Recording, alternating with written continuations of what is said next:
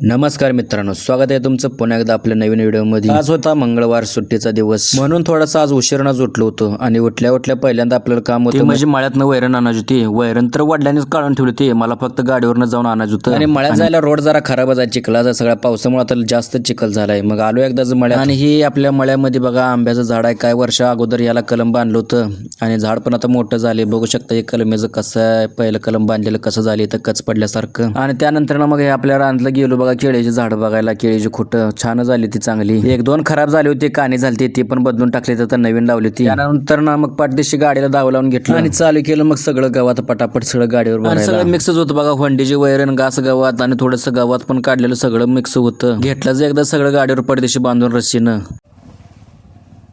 आणि आलो एकदाच घरी। आणलेली सगळी वैरण मग पाठदेशी काढून घेतली गाडीवरनं खाली आणि अजून आंघोळ केली नव्हती, आंघोळ करायच्या आधी जाऊन गावात आणलो होतं। मग आल्यावर पाठदेशी चालू केलं दात घासायला आणि करून घेतली एकदाची आंघोळ झटकेपट। आणि आज होती बघा अंगारकी संकष्टी, मग पटकन आंघोळ करून झाल्यावर पाठदेशी आपलं पहिलं काम म्हणजे देवाच्या पाया पडणे, त्यानंतर ना लगेचच गणपती बाप्पाच्या पण पाया पडून घेतल्या आणि लगेचच बसलो मग जेवायला, पाठ भरून जेवून घेतलं बघा। जेवण झाल्यावर थोड्या वेळ दुसरी कामं केली आणि थोड्या वेळानं मग झोपलो आणि उठल्यावर आपल्याला काम होतं, ते काम म्हणजे हे नारळ सोलायचं होता। मग खुरपं घेऊन चालू केलं मग सोलायला आणि आता पावसाचं पण वातावरण चालू आहे बघा, इकडे ढग कसं आलतं जोरदार, बारीकसा पाऊस पण चालू झाला होता।